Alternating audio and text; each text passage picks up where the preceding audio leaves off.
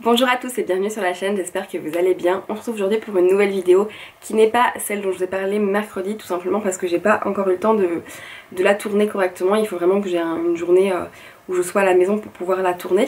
Mais c'est pas grave, j'ai décidé de vous faire un petit concept autre qui est un concept, un domaine, un coup de cœur qui sera une sorte de favori mais un peu plus régulier que les favoris puisque il me suffit d'avoir un coup de cœur dans chacun des domaines que je vais vous présenter pour pouvoir vous parler, alors que les favoris généralement c'est assez conséquent, il faut quand même que j'ai plus de matière, donc c'est plutôt tous les 3 mois les favoris que là. Du coup voilà. Sinon je voulais juste vous dire que normalement à l'heure où vous regardez cette vidéo, la bande-annonce du podcast est sortie, donc je vous invite à aller voir dans la barre d'infos, ou peut-être dans le petit i si j'arrive à mettre normalement, pour aller voir, écouter cette bande-annonce. Et normalement l'épisode devrait sortir lundi, si j'arrive à faire mon travail correctement et à bien m'organiser, ça devrait être là lundi.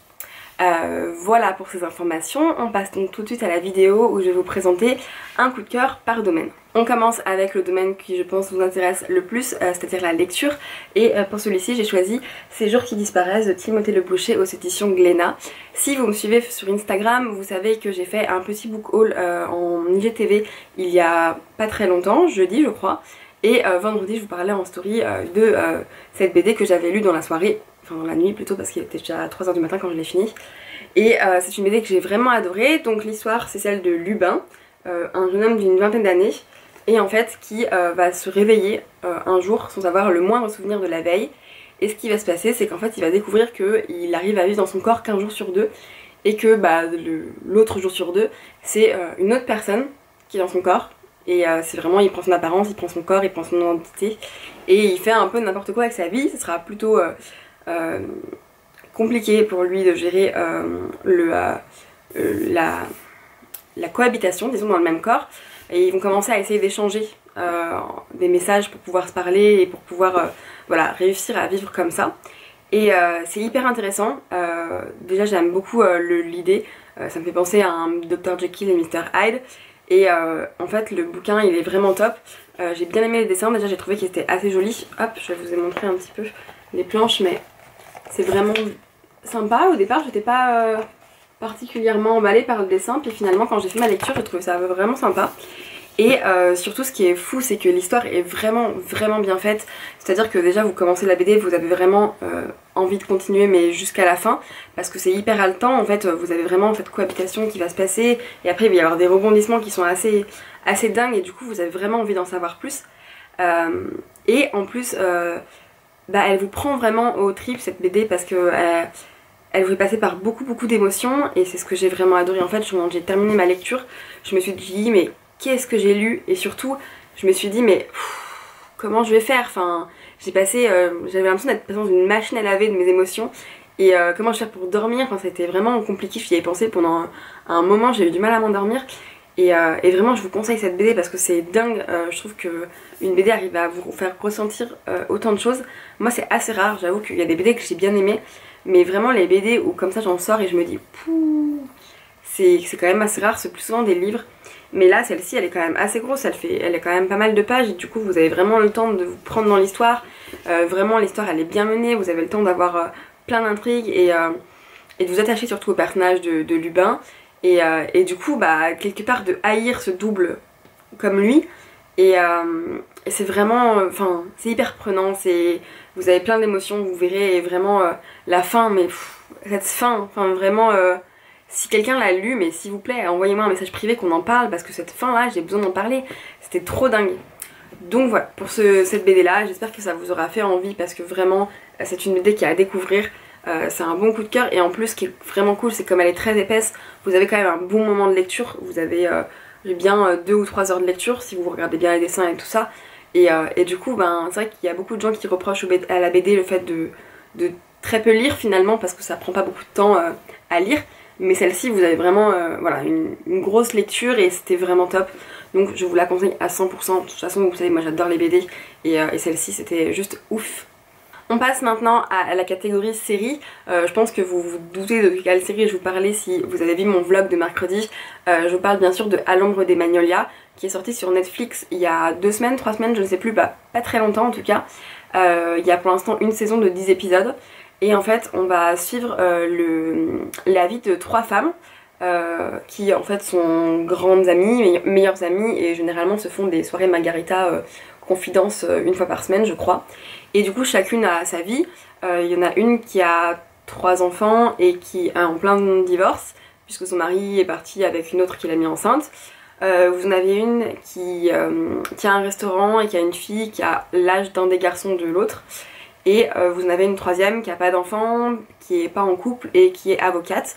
Et en fait vous allez suivre un peu leur parcours de vie, où elles en sont dans leur vie, voilà, comment elles évoluent. Et en même temps elles vont essayer de monter un business toutes les 3. Et c'est vraiment une série qui est top. Enfin moi je l'ai dévorée en l'espace de 2 jours, je l'ai vu, mais vraiment c'était trop bien. Les épisodes sont assez longs, ils durent 45 minutes à 50 minutes. Mais en fait c'est une série qui est douce en fait, qui a un côté hyper doux. Parce que voilà, vous êtes dans une petite ville des États-Unis, c'est l'histoire de ces 3 femmes, et voilà, c'est vraiment des copines, donc il y a un côté un peu drôle et sympathique, et en même temps, bah moi j'ai pleuré, j'ai ri, enfin vraiment c'est une série qui vous fait passer par beaucoup d'émotions, puisqu'elle aborde des sujets qui sont hyper importants, notamment au niveau du divorce, enfin il y a plein de choses qui sont hyper intéressantes, et en fait les personnages sont hyper attachants, tous les 3 femmes, elles sont vraiment, enfin... Je trouve que les 3 personnages féminins ils sont vraiment top, ils sont très bien travaillés, ils sont hyper attachants, c'est des femmes fortes, c'est des femmes qui vont construire des choses de leurs mains. Il y en a une qui tient un resto donc forcément genre elle est entrepreneuse, elle travaille beaucoup et elle doit se faire respecter dans sa cuisine, c'est assez compliqué. Il y en a une qui est avocate et pareil, enfin elle est hyper forte, hyper femme de pouvoir, et enfin vraiment c'est hyper intéressant, donc voilà je vous conseille mais de fou à l'ombre des magnolias pardon. Et vraiment allez la regarder parce qu'en plus si vous la regardez pas, bah, on n'aura pas de saison 2 et j'ai besoin d'avoir une saison 2 parce que pareil encore une fois la fin, mais cette fin de saison donc voilà, allez regarder à l'ombre des magnolias rapidement parce que c'est trop bien. Et voilà, on passe maintenant à la catégorie film. J'ai pas regardé beaucoup de films ces derniers temps, en tout cas de nouveaux films ou alors je n'ai pas eu de coup de cœur. Par exemple j'ai regardé 1917 hier avant-hier que j'ai bien aimé mais pas un coup de cœur. Du coup je vais vous parler d'un film qui est un peu plus ancien mais que j'ai vraiment beaucoup aimé. J'étais allée le voir au cinéma et vraiment j'avais adoré, c'est Le Mans 66. Moi je regarde beaucoup de Formule 1, j'aime bien ça, mais par contre le reste des courses de voitures pas tellement, donc Le Mans sans plus, j'ai pas jamais trop regardé. Mais c'est mon copain qui avait vraiment envie d'aller voir cette série là et je me suis dit que ça me pouvait m'intéresser puisque moi j'aime la Formule 1, donc forcément j'aime le côté compétition d'écurie et tout ça. Et là en fait vous allez avoir une compétition entre les constructeurs automobiles Ford et Ferrari pour gagner en fait le circuit du Mans de l'année 1966, sachant que c'est Ferrari qui gagne depuis des années et des années. Et en fait c'est le moment où Ford va inventer la Ford Mustang, il me semble, si je dis pas de bêtises, je suis pas sûre de ce que je dis mais il me semble que c'est ça. En fait va essayer de battre Ferrari sur cette course là, et du coup c'est hyper intéressant. Déjà les personnages principaux, enfin les acteurs qui jouent les 2 personnages principaux, ils sont vraiment top, c'est vraiment de très bons acteurs de toute façon qu'on connaît bien, mais voilà. Matt Damon, moi il est toujours dans mon cœur hein. Et puis le deuxième je me souviens jamais son nom, mais pareil c'est un acteur qui est vraiment cool et j'aime beaucoup. Et cette histoire voilà entre il y a de l'amitié, il y a une histoire de compétition, de rivalité entre les écuries. Enfin, c'est vraiment hyper bien fait sur un fond de voiture qui pour le coup est hyper intéressant, même je pense quand on n'est pas passionné de voiture. Et du coup voilà, gros coup de cœur pour Le Mans 66 que j'ai vraiment bien aimé. Je m'en attendais pas à grand chose quand je suis allée le voir au cinéma et je suis ressortie vraiment avec vraiment contente en fait d'être allée voir ce film là, et enfin voilà, un coup de cœur quoi. Donc bref, je vous conseille Le Mans 66 en film, et même s'il n'est pas très récent, au moins vous pourrez le trouver facilement en DVD. Donc voilà. Enfin, si vous avez regardé ma vidéo favori, vous savez que maintenant j'écoute beaucoup de podcasts, en tout cas j'essaie d'en écouter un bon nombre.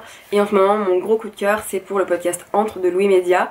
Et en fait ce podcast va raconter l'histoire de Justine, qui est une jeune fille de 11-12 ans je pense, puisqu'elle va rentrer en 6ème, donc vous allez la suivre son entrée en 6ème et jusque je crois à la fin de sa 16ème, je sais plus combien il y a d'épisodes, mais il y en a un bon paquet. Ce qui est cool c'est qu'ils durent pas très longtemps, les épisodes c'est moins de 10 minutes, voire 15 maximum, mais c'est rare, souvent c'est 7-8 minutes, et du coup ça s'écoute assez vite, et donc c'est cool parce que vous pouvez en écouter plusieurs, comme ils sont sortis il y a un moment, vous avez vraiment la possibilité d'en écouter plusieurs et de suivre son parcours. Et donc Justine va vous raconter comment ça se passe son entrée en 6ème, le collège.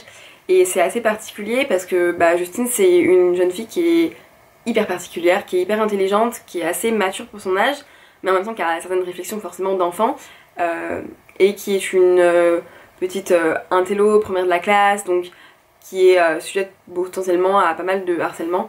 Et elle va raconter tout ça, elle va raconter comment ça se passe avec ses copines, comment ça se passe au collège, comment ça se passe avec les garçons, avec ses parents, ses questionnements sur l'enfance, sur l'âge adulte, sur la religion, sur plein de choses. Et c'est hyper intéressant, elle a des réflexions qui sont hyper matures je trouve pour son âge, et vraiment quand je l'écoute je me dis mais trop bien quoi. Et c'est hyper intéressant, enfin moi j'aime trop écouter ce podcast là, en ce moment je l'écoute beaucoup ça, et vraiment je vous le conseille. Elle est super attachante, elle a vraiment des valeurs qui sont hyper bonnes pour une enfant de son âge. Je pense que ce serait vraiment top si mes enfants à cet âge là avaient les mêmes façons de penser sur certaines choses. Vraiment j'ai beaucoup aimé, donc voilà, je vous conseille le podcast Entre, qui est vraiment un coup de cœur pour moi parce que j'ai adoré, et que cette petite est vraiment hyper touchante quoi. Enfin je vous donne un petit coup de cœur musique, puisque ça fait longtemps qu'on va parler musique sur la chaîne. En même temps ça fait un moment que j'ai pas vraiment pris le temps d'écouter de nouvelles musiques, de faire des recherches, d'écouter des nouvelles playlists. Du coup c'est un peu compliqué, mais en ce moment j'écoute beaucoup Wall to the Fire de Zayde Wolf et Ruel. Je crois que la musique est vieille et que je suis en retard, mais voilà, c'est mon petit coup de cœur musique de ces dernières semaines. J'aime beaucoup cette chanson, je vous en mettrai un petit extrait si j'ai la possibilité. We walk through the fire.